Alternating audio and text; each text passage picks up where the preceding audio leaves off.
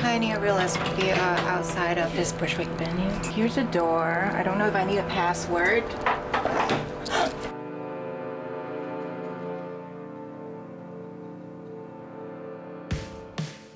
This is Near Real. I'm Olive. Today I'm with Andrew Hoepfner. You are a creator of immersive theater, interactive theater pieces. You are a musician and playwright. Yes. Welcome to Near Real. It's good to be here. Welcome to Gymnopedie.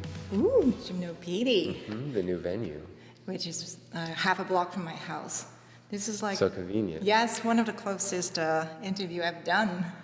And as we were discussing before the cameras went on, tonight is exactly 9 months since the first day where I was given free run of this place. So it's the baby is born. If it were a human, the gestation is over. Gymnopedie is born. Welcome, baby. And it can be more perfect because the way we were scheduling it, it just naturally happened on today. Yeah, right. Supposed to be another day. Unintentional.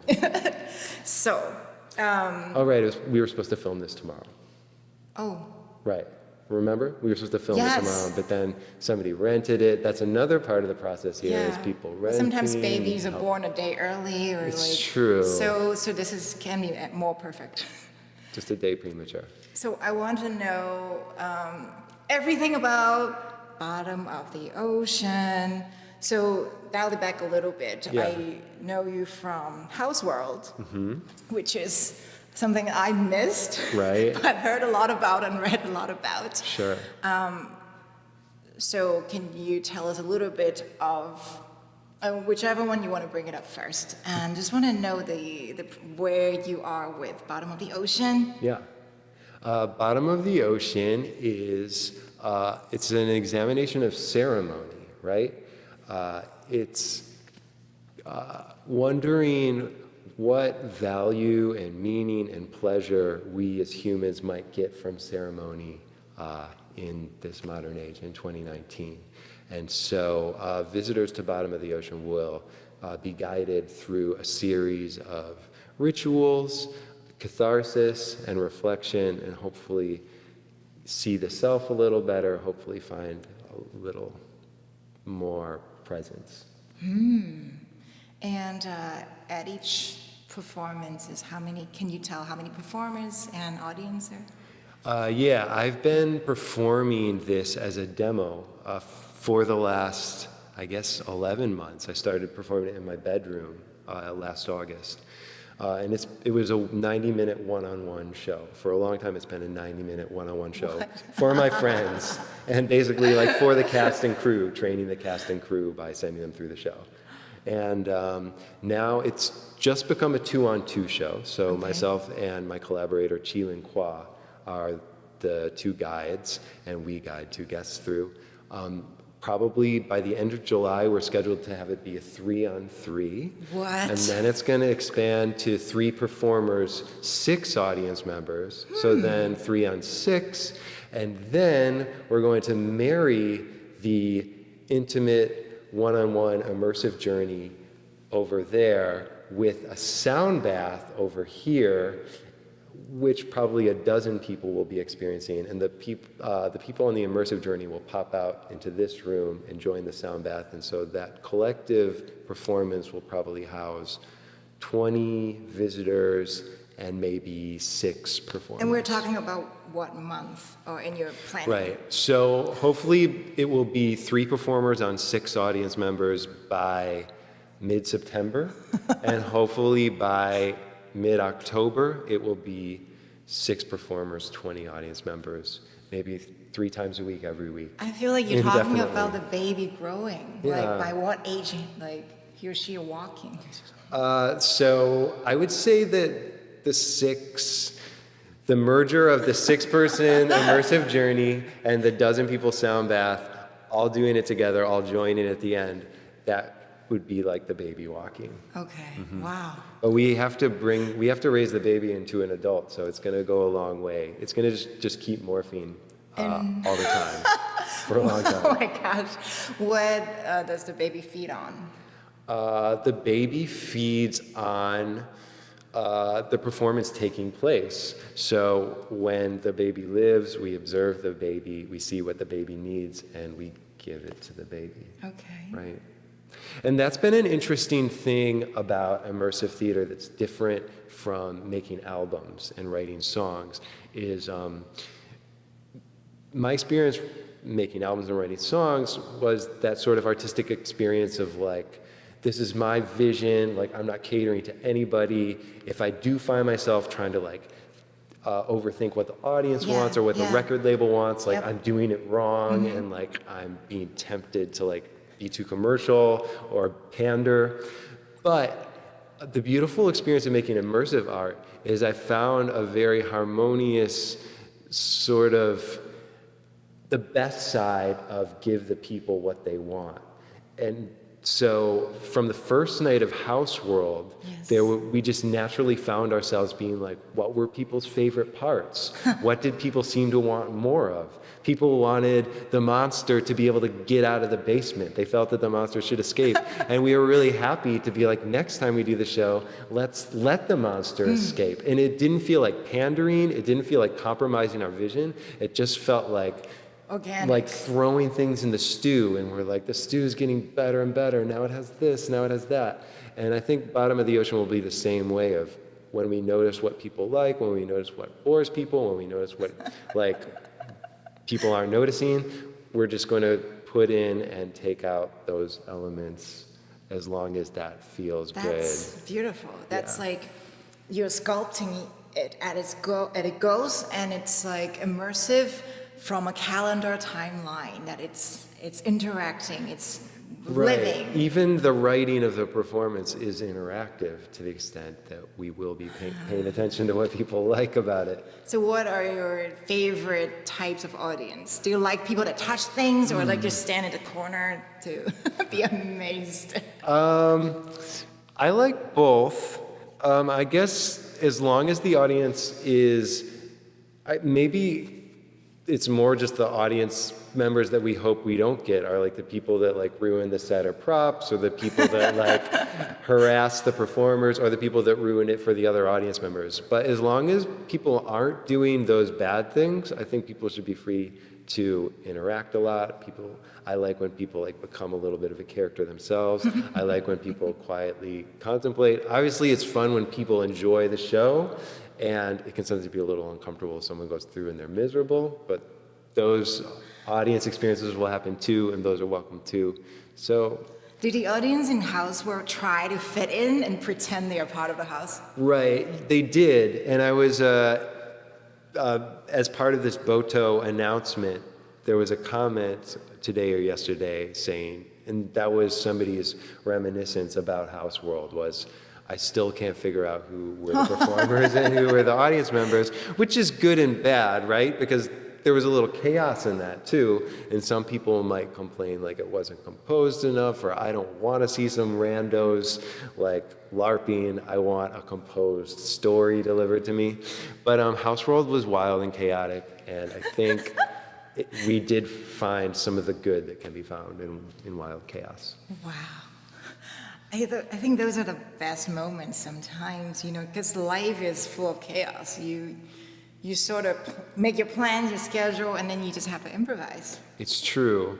And BOTO, which is the acronym of Bottom of the Ocean, BOTO, it's an attempt to go back into the Houseworld surreal world, the dreamscape, and like the light and dark, the varying moods, the funny, the dark, I already said the dark, but whereas in Whisperlodge, which was the second piece I did, that was an attempt ASMR experience. Right, and so we were presented to you. Right, it was a live ASMR experience, and we were trying to be more faithful to the ASMR subculture. So we were really careful what we did and didn't do. Bottom of the Ocean is gets to like spread its wings a little more, but it's sort of my attempt to make a more scripted, composed Houseworld, and so you do have less agency in the show. Like the audience members are able to like they won't be able to perform and run amok and go where they want and talk to who they want to talk to as much. And well, towards the end of Houseworld, I was thinking about all the bad things that come from that sort of chaos, and I was thinking of how the show, how I couldn't deliver a composed beauty through the show and the frustrations with that. And now that I am able to compose it, I'm thinking about the joy that people find in an open world and the joy that people find in improvisation and play. And so this show is leading me back to maybe the more open performance. I can already feel it before it started. Exactly what you mean. Right.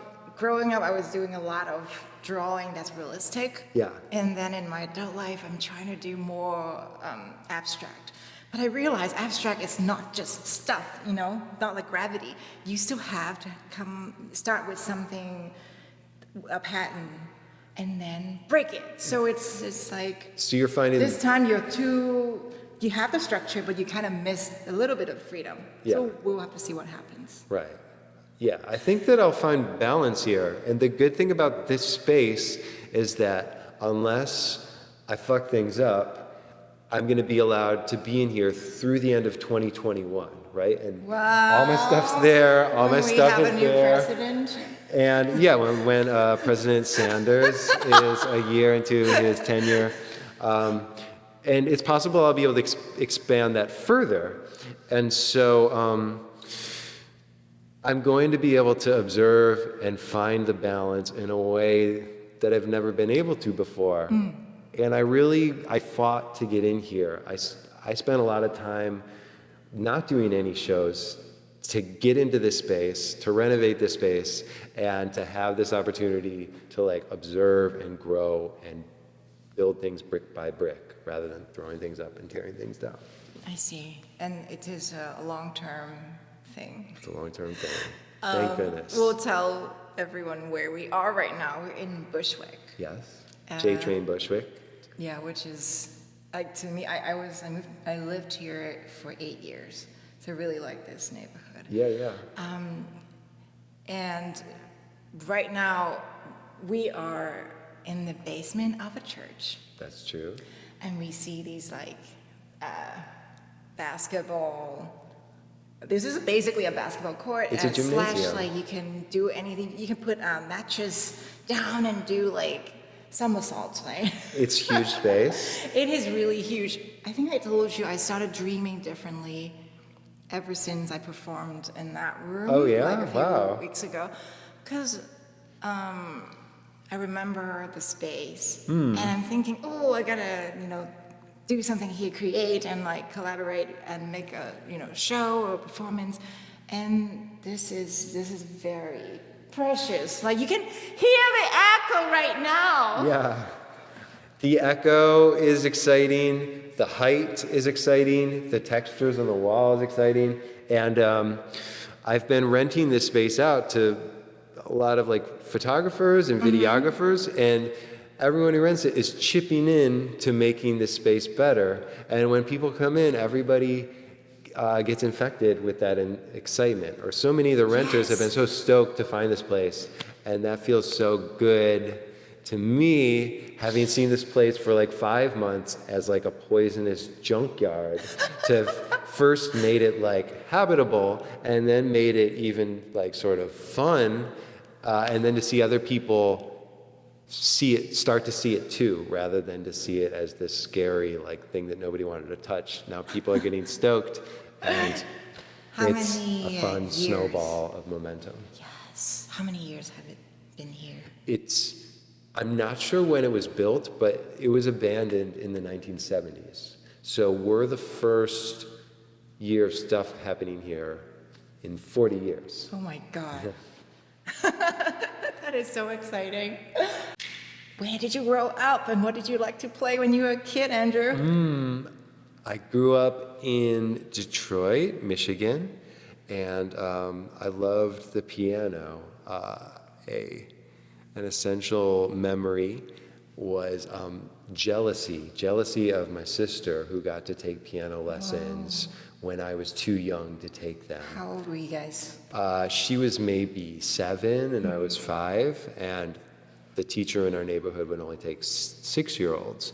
And so I would wait for her to get done, and she would leave the book behind in the piano, and I would try to figure it out on my own and try to like push my way, prove that I was ready for the lessons, which eventually happened. The teacher eventually took me early.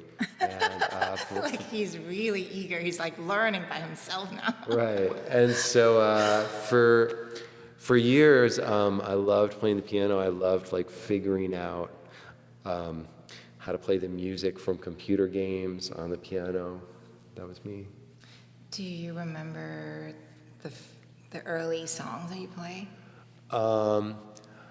I learned a song called Ashokan Farewell. It's from the Civil War documentary by Ken Burns. And I played it for a competition, and I remember my dad watched me as I played it in this music room of Trinity Lutheran School, and it just felt very poignant to me as a 4th grader. And I remember learning Moonlight Sonata, and it kind of felt like I was wielding a power that was meant to be in the hands of adults, and it had been given to me, like That's a good one. the emotional power of that song. And so it kind of felt like I was given a sword, and I thought, wow, I'm 11 and I have a sword of artistic beauty and power.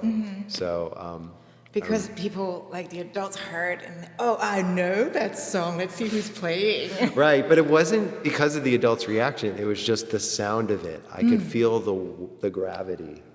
Can you play a little bit for us? Sure. I now teach it. See how ready we are? So,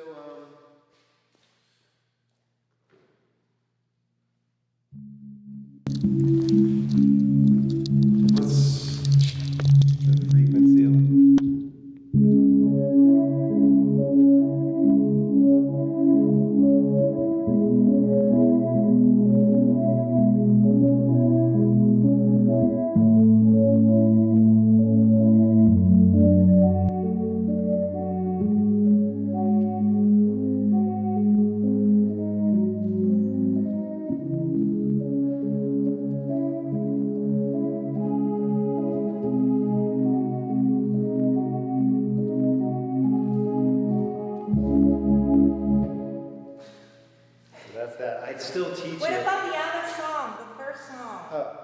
So let's maybe put it on a different setting for Ashokan Farewell.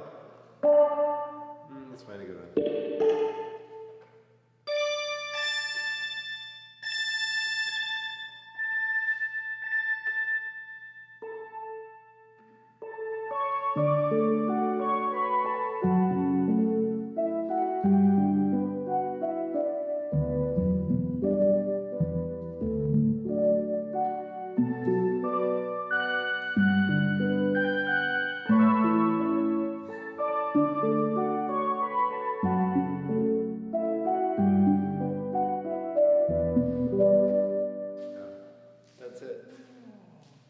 And it's supposed to be played by a fiddle, so it sounds a bit different in the Ken Burns documentary. I like it. Why were you watching Ken Burns' documentary in 4th grade? It was just one of those songs that they assigned whether or not you saw the movie. The adults liked the doc, and the kids just learned the song.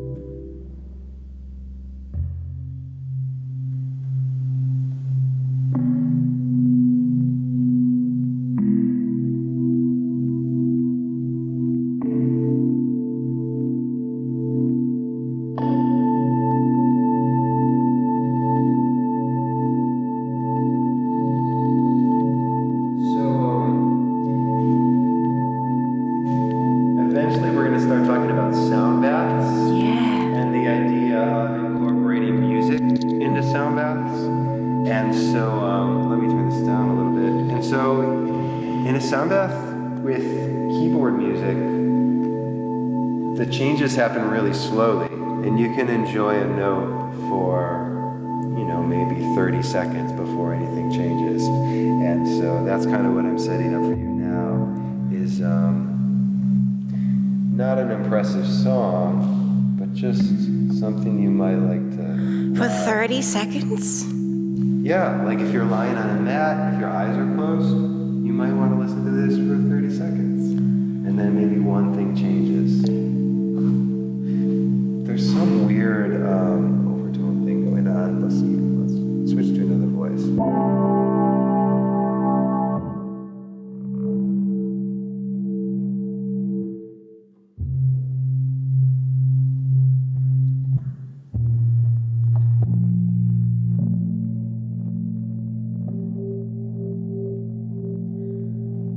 How come I've never seen anyone use keyboard for my sound baths? Because people don't do it. And that's why I need to start doing it here. A strange thing about sound baths are strangely conservative, right? And I love the sounds that are present in what I would describe as a conservative sound bath. You have crystal bowls, and you have both the ringing of the bowls, and you have what I call like the singing of the bowls. And that's a wonderful thing, and I can understand why that's sort of the essence of the traditional sound bath. Yes. You have gong, and this is a very inexpensive gong, so the quality is not great, but that's also in like a traditional sound bath that you'd find at a yoga studio or something. It always gets you into that zone, feeling like you're in some historic moment. Right. You also, sometimes you have the ocean drum. What is it called? The ocean drum. So, these are wonderful sounds, and it's no mystery why they're stars of the traditional sound bath, but strangely, and then there's also like one certain type of chime called like a toshi chime. And for some reason, those chimes are present, but it's always only those chimes. There's like a fire and water, earth and wind chime. There's no reason not to use other instruments. Right. And then the final thing you might find is a harmonium, but a lot of times it's not the full instrument. A lot of times it's just sort of a box that only makes one chord. So it's either like an on or off. And that makes up a lot of traditional sound baths. And then when you get to something like this,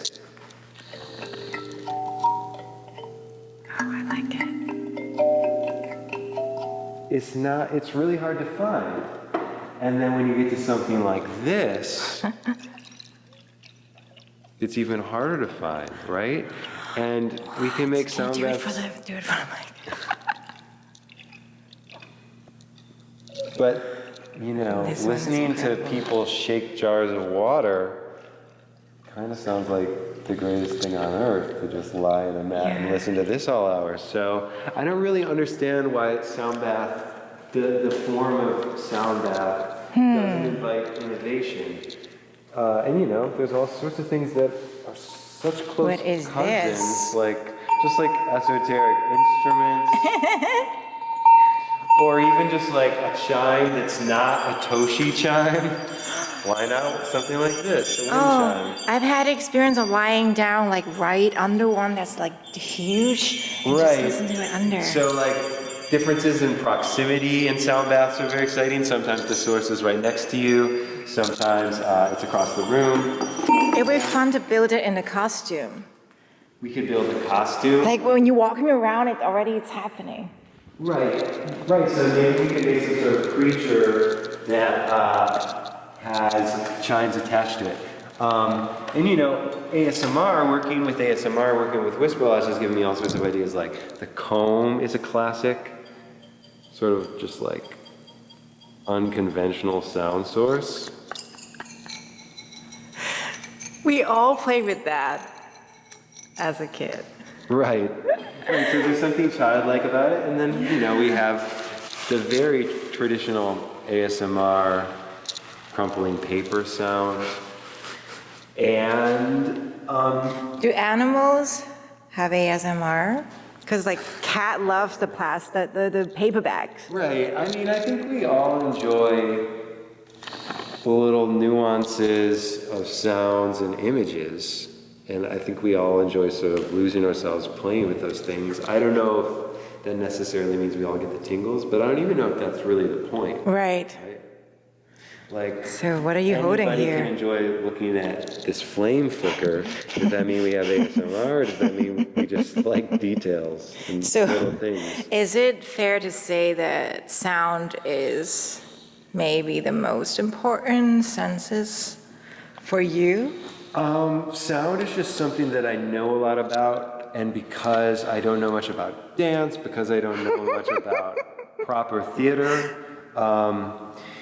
because I don't know much about writing, I think it's just natural for me to go to my strength, and it's also natural for me to sort of want to contribute the things that I'm an expert at as I'm navigating this new, strange form of art and the community that has built up around it. I love it. That's a great answer.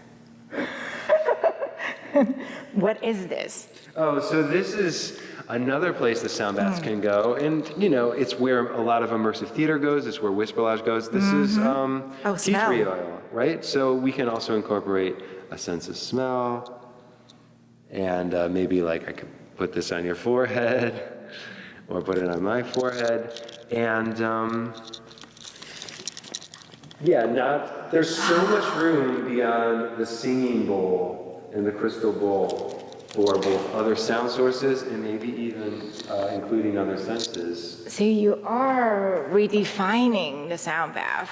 I'd like to make Reinventing. a deluxe sound bath that's always available in this room. I'd like to, maybe once or twice a week, indefinitely, you can come here and you can experience what one might call the mother of all sound baths. There's so much room to grow. It's like saying that a landscape is the only painting, right? Sound baths at this point in time, it's like we only have landscape paintings available. Let's do all the rest of the stuff. Thank you for the demonstration of what a sound bath can be. My pleasure. So besides finding music, what else in your past that you think is significant that informs your work now? I really liked, as I mentioned, I liked to find the notes that made computer game songs. Like I'd hear songs on computer games and try to find them on the piano. And I was really into these quest games. Like there's a certain computer company called Sierra in the late 80s and early 90s. And they made like King's Quest 1 through 7. They made Space Quest. They made Heroes Quest. They made Police Quest. They made all kinds of quests. And in it, you would sort of like go in a room and you'd be like, pick up basket, open basket, get fruit, give fruit to wolf or whatever. And I think that process of exploring a world, picking things up, giving them, having that like open up more of the world and open up more of the story, that has never left me. And I think that when I started making Houseworld, I was trying to make a living King's Quest or Space Quest or Heroes Quest. Or Maniac Mansion is another familiar one, or Day of the Tentacle. Those are the LucasArts games. Like point and click games from the 90s stuck with me. And even though I now don't play any video games and haven't played them since childhood,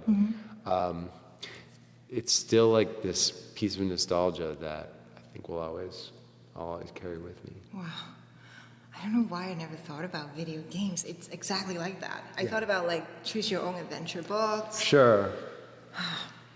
And in one podcast with on No Proscenium, Right. I heard when the host asked like, "Oh, what about that movement, that thing?" And then you're like, "Oh, that must be something that a performer." Right.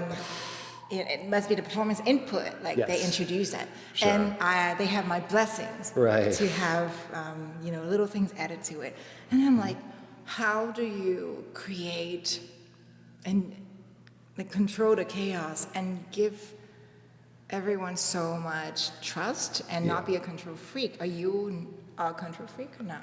I was a control freak when I was the leader of a band, and I was very convinced that like the details and the nuances were what separated okay albums from great albums. Okay. And so I didn't want like a generic or bad bass line to hold my band back. So I would like teach every part to every band member, play exactly this bass line, play exactly this piano line. Yes. And in immersive theater, because there were so many moving parts and because I was making it like on a budget of hundreds or like a few $1,000s, and because I was doing it with my friends for free, and because the only way to make it happen at all is to just like open the doors and say like, this is the finished product. Because of all those things, you just can't be a control freak. You just have to hang on and hope for the best. And one of the ways to do more than just hope for the best is to surround yourself with people that you admire and people that you trust and people whose art really excites you. And so I think that happened a lot in Houseworld. Was I tried to pack the house with as many exciting creators and personalities as I could, with the hope and with the faith that other people would find the same special things. And I think the people who enjoyed Houseworld did see that specialness in those people who were improvising scenes and building their character as the weekends went along. How interesting is that you learn a lot of things from music and then you used it in theater. Yeah. Wow, okay, so this following question is, can you give one tip or advice for people in the creative world? It could be artists, painter, actor, dancer, musicians. What do you think is the most valuable thing that you've discovered or you have been told? When creativity is the easiest for me, and oftentimes when I get the best results, is when I'm just taking something that's in my brain and putting in the work to build it outside of my brain, right? And so there do come a lot of moments in creativity for me where I really am like sitting at the desk with the pen to the paper with no good ideas. And I do think there's merit in doing that work too, and like working even like when the well is dry.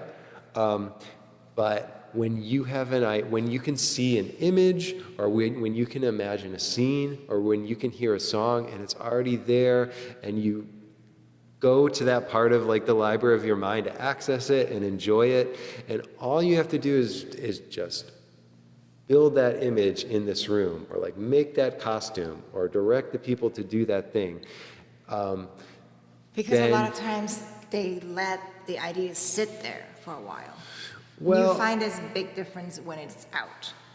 I just think when the idea is so clear to you in your head that you're not brainstorming, right? You're not, all you're doing is just... What happens if the more time you let it sit there? Well, it's just like, why would you let that sit there? Especially when you see things that aren't in the world, that are in your head. It's just like, get that out, right? An example for me is the photo from the the photo that we're using to spread the word about Bottom of the Ocean. Yes. It's these two alien costumes in, it's two of us wearing our alien costumes, sort of attending to the bed and sort of inviting the viewer of the photo to the bed. And the room is blue. It's the latest photo on Houseworld's Instagram. Exactly. We'll have it right here.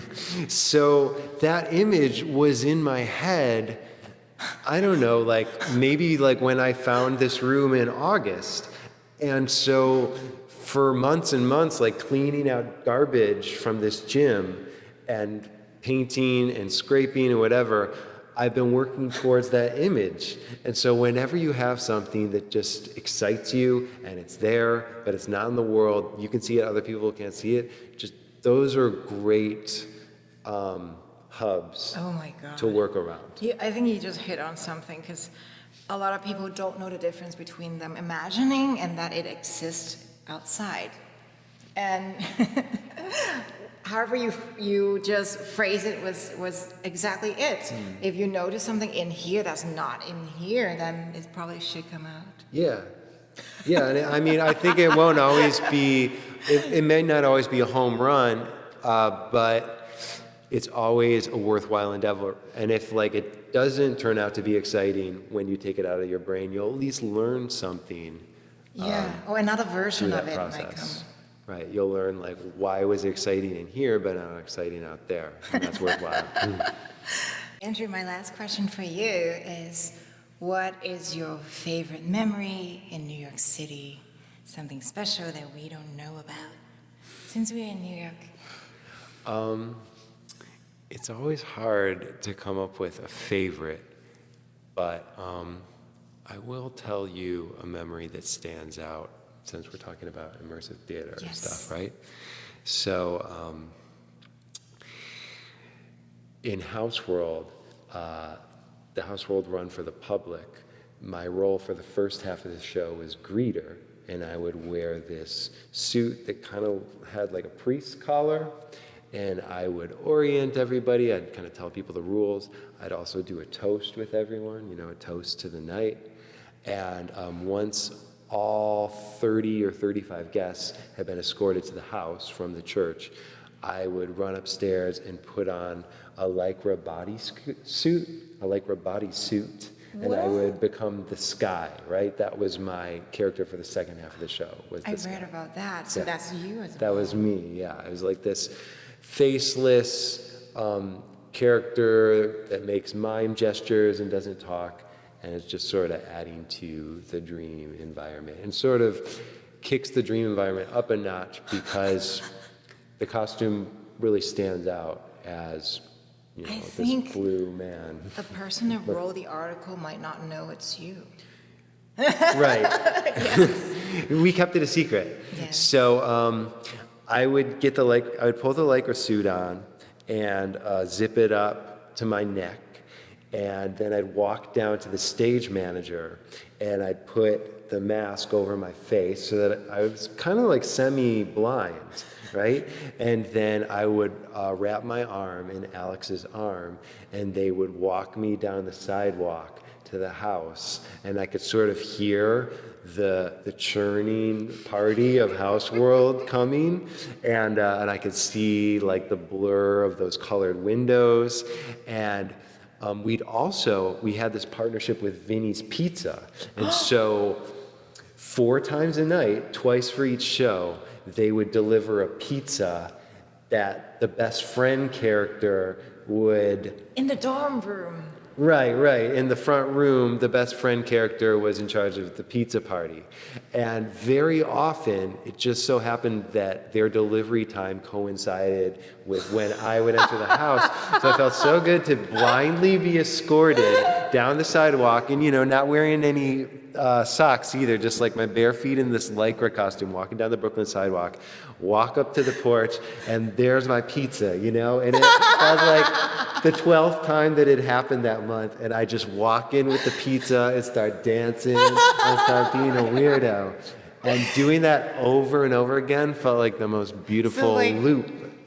to have built for myself. Delivery guy actually see like a sky coming to get the pizza. No, the pizza delivery guy, I'd never see them. Okay. They'd always just like put it on the porch and scram. I see. And so I got to be the one to take it into the house.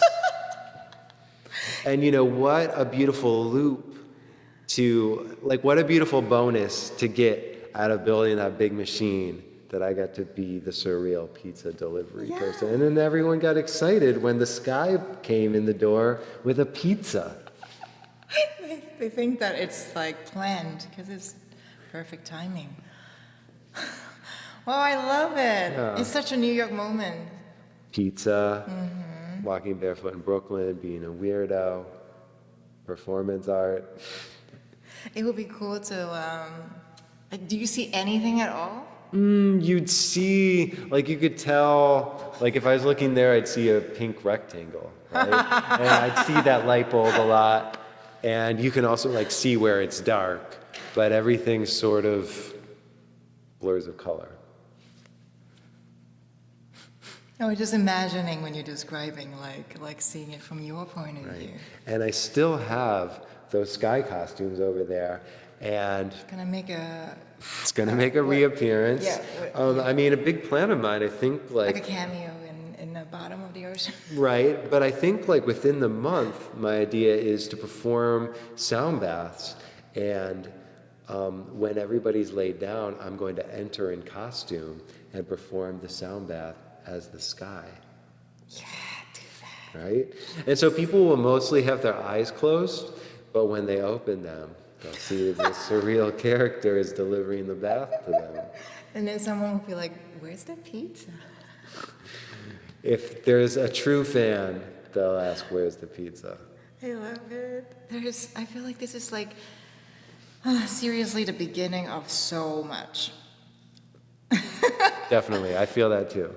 I'm very, very excited. Right, this empty room is the canvas, right? This empty room and also the 2.5 years ahead of us. Yes, I want to jump on the bed. And so when your when your rental ends, we're going to have to do another interview to wrap it up. What really happened? Right, but the idea is that they're going to like us so much by the end of 2021 that they're going to extend it. Oh. So maybe this rental never has to end. And that's good too. It will end. Maybe it will end when I die.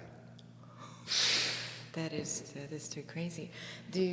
How comfortable are you with taking a production, bringing it somewhere else? Do you like that idea, or? I mean,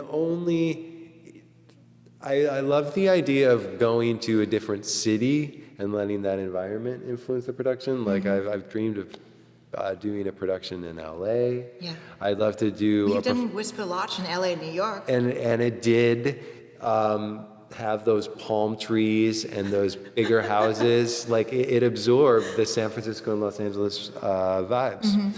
And I love that. And I'd love to do a performance in South America. I love South America. And I would love for that to influence the show. Ideally, this performance is only moved when it's out of like abundance and not out of tragedy, or like not out of getting shut down or like party's over sort of thing, but because there's like a bigger opportunity. Yes, like you said, as long as you're alive, it'll go move forward. Yeah. How do we do this in a bigger scale, say like Broadway? How can everyone roam around or lie down?